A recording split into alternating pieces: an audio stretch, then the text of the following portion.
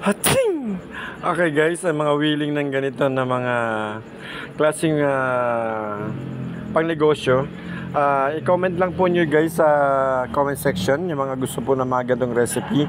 Ito po ay pwede sa mga pangnegosyo po na mga walang masyadong ginagawa sa bahay. Gusto niyo po magkaroon ng mga sarili nyong negosyo na ganitong sweet and spicy na dilis guys. I-comment lang po niyan at i-share ko po sa inyo sa mga viewers ko dyan, mga sumusupport po kay Summer Chef TV, yung mga ganitong recipe po guys.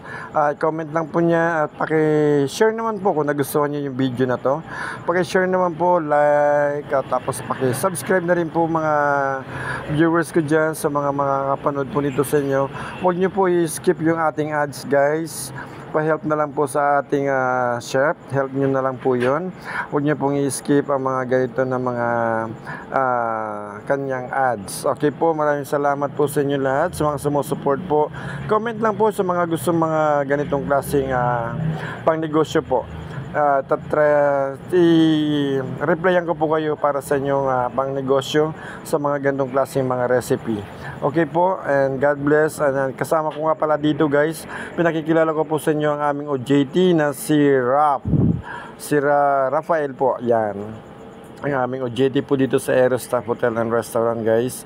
Yan po ang aming mabutihin at masipag na OJT na si Rafael. Ayan po.